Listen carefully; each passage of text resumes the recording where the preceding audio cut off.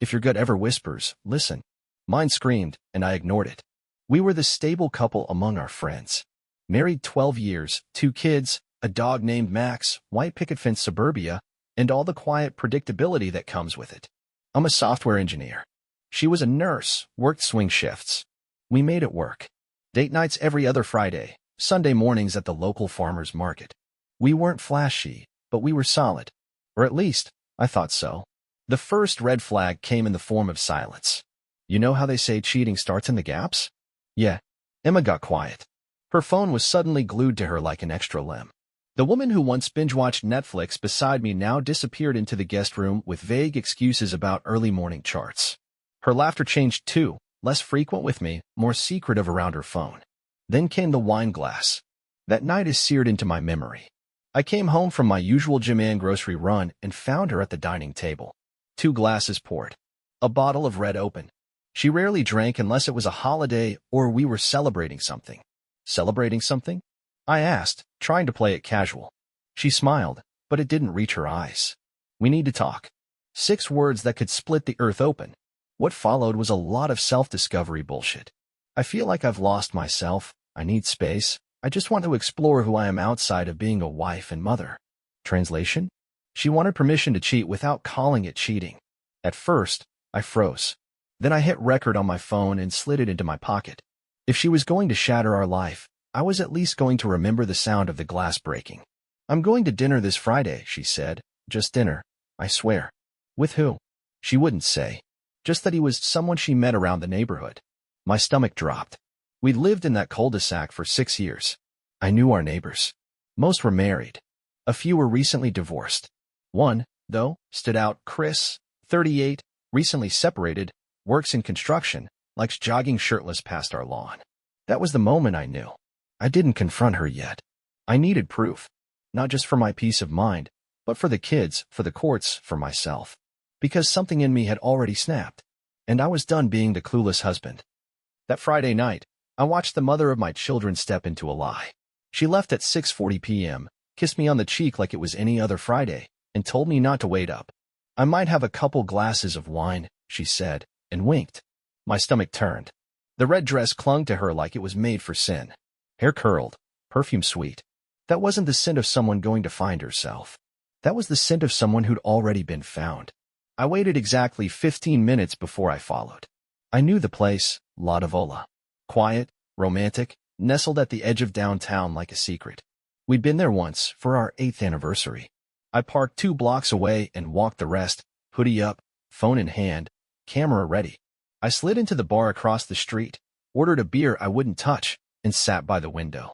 At 7:12 p.m., Chris walked in. The neighbor. The shirtless jogger. The same guy who gave me a firm handshake the week we moved in and never made real eye contact again. He was wearing a blazer, no tie, that faux casual look some guys think makes them charming. She stood to greet him. They didn't shake hands. They hugged. Her arms wrapped around his neck, and his hands slid down her back like they belonged there. I started recording. They sat at a small table in the back. Dim lighting, flickering candle between them, the kind of intimacy you can't fake. She was smiling in a way I hadn't seen in months. Touching his hand across the table. He leaned in like they had history. Because they did. An hour in, they stood and walked out, her arm hooked around his like a prom date. I followed on foot, hanging back just far enough not to get spotted. They walked down 3 blocks to the Radford Inn. Boutique. Classy. Cash at the counter.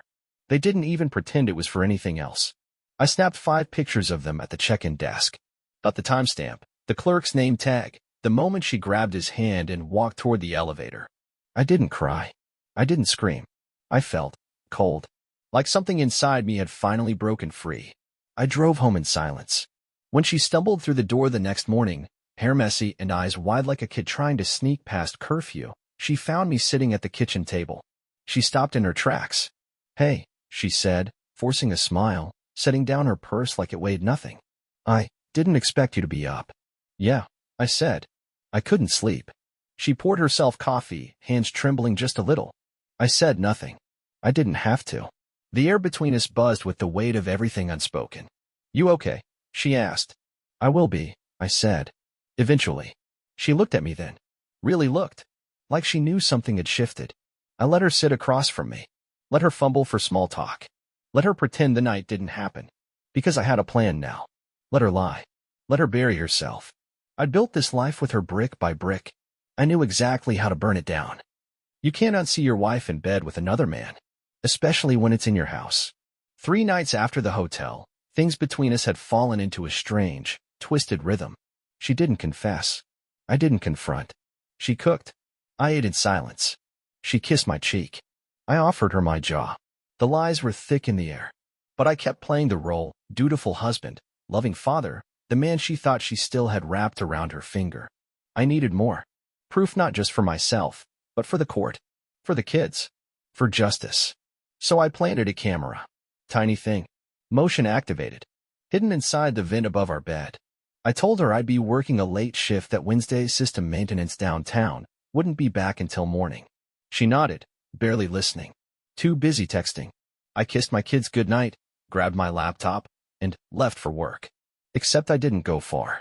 Parked 3 blocks away. Laptop open. Live feed rolling. Hours passed. My heart pounded like a drum. Every motion alert had my stomach in knots. But it wasn't until 10:46 p.m. that the screen lit up for real. The front door opened. Emma walked in. And Chris followed. She giggled. Giggled like a damn teenager sneaking into her parents' basement. She toed off her shoes. He grabbed her waist from behind. She leaned back into him like she was home. Except that was my home. They moved upstairs. I watched them enter my bedroom. The same room where our youngest was born 2 feet from that bed. And then I watched my wife climb into it with him. Hands. Lips. I used to know. They didn't even close the curtains. I recorded the entire thing. Every last frame. I remember sitting in my car, hands shaking so hard I could barely breathe.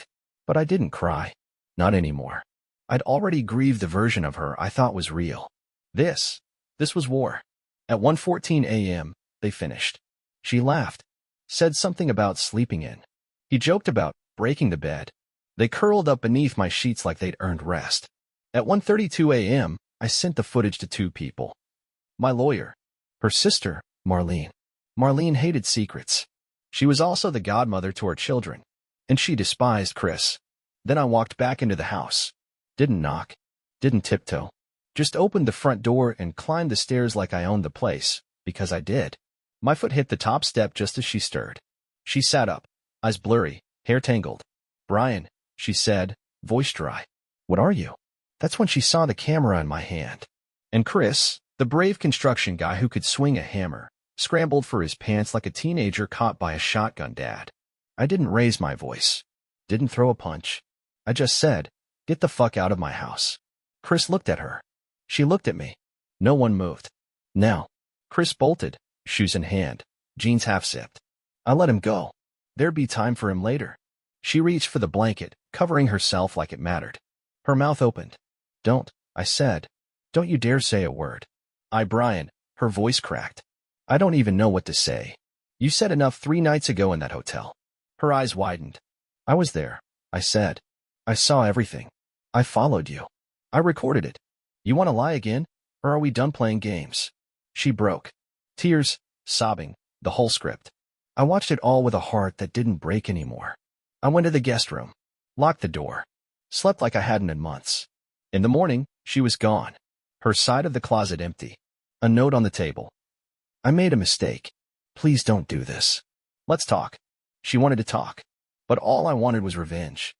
Cheating burns the bridge, but what they never expect is when you burn the road behind them too. After catching Emma with Chris in my own bed, the days that followed were quiet, eerily so. No yelling. No apologies worth listening to. Just a cold, calculated silence. And in that silence, I moved. My lawyer, Renee Halberd, was ruthless. Think I sent a power suit. I'd sent her the hotel footage, the bedroom video, and transcripts of Emma's text from the cloud backup I'd secretly installed months earlier when things started to feel wrong. Renee reviewed everything with a single raised eyebrow and then said, "We're not just filing for divorce. We're filing a message. That message? That betrayal has consequences. We filed under adultery, seeking full custody of the kids, ownership of the house, and spousal misconduct penalties. Georgia's a state that listens when you show receipts." And I had receipts. But the real moment, the one that still plays in my head like a scene from a film, was what I call the reckoning. We waited 2 weeks. Let the dust settle. Let Emma think maybe I'd cooled down. Maybe there was a chance for us. She sent texts, left voicemails, talked about therapy, about how it wasn't real with Chris, how she was just confused and looking for something she thought she'd lost. I let her believe I was considering it. Then came the court hearing preliminary. Property division, custody agreements, the early legal dance. It was open to the public, and I made sure it was packed. Her sister Marlene was there. My parents. Our mutual friends.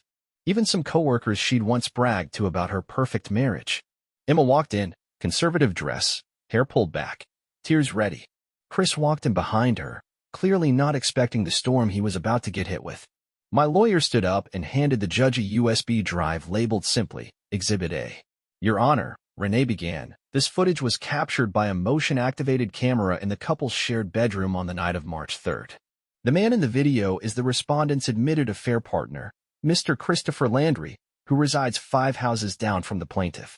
The courtroom went dead silent. The judge watched the first 90 seconds. That was all it took. Emma sat frozen. Chris had the audacity to smirk until the judge's gavel slammed hard. We're done for today. This is being moved to private chambers for further deliberation. But let the record show this is not a matter of interpretation. This is evidence of betrayal. Emma turned to me as the courtroom emptied, eyes full of panic. Brian, please, she whispered. Can we talk? I looked her dead in the eye and said, we're done talking. You already said everything you needed to say when you let him into our home. That night, she called me 5 times. I picked up once. I want my family back, she sobbed. We can fix this. I'll cut him off. I'll quit my job. I'll do anything. And I told her the truth. You broke something that doesn't get fixed. You didn't just cheat, you planned it.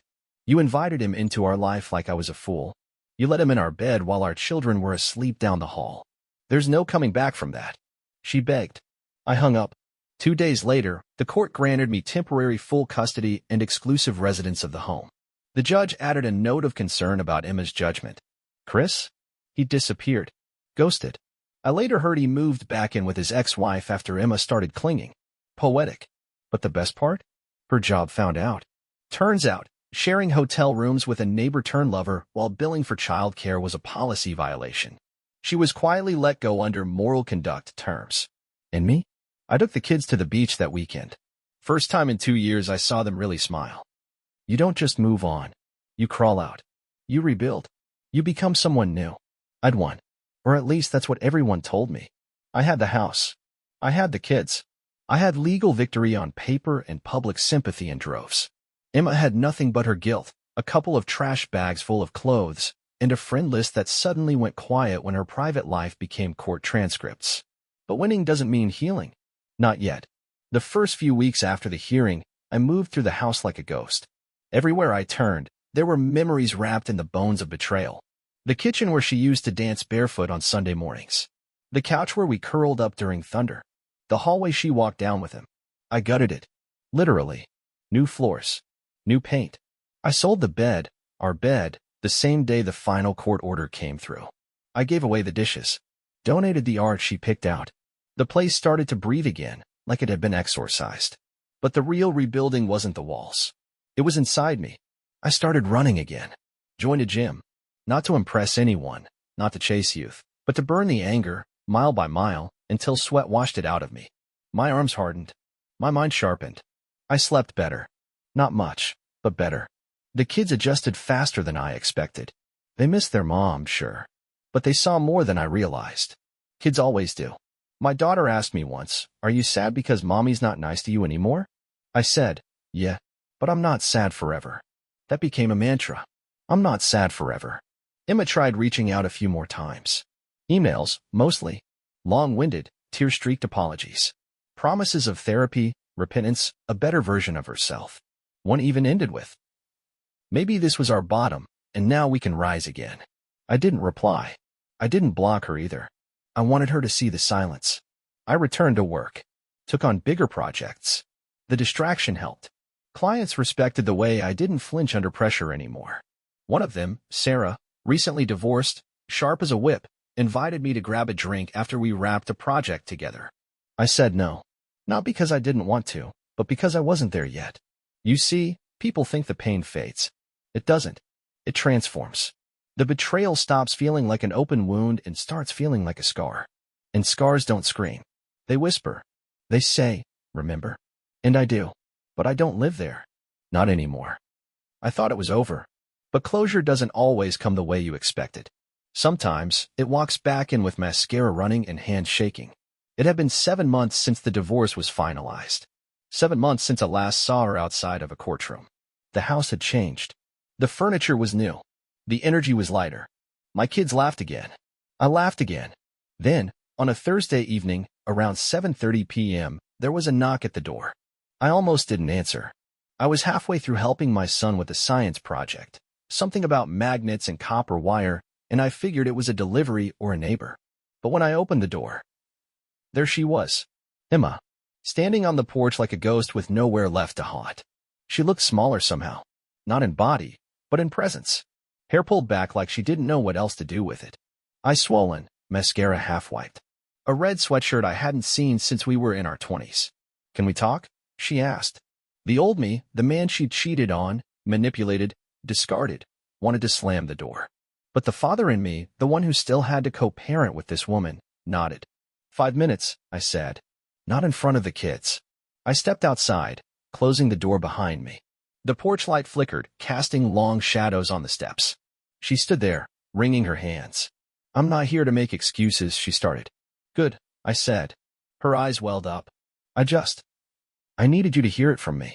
I ruined everything. I ruined us. I thought I was chasing freedom, adventure, something I thought was missing. And now? I asked. Now I know what I threw away, she said, voice cracking. You were good. Too good.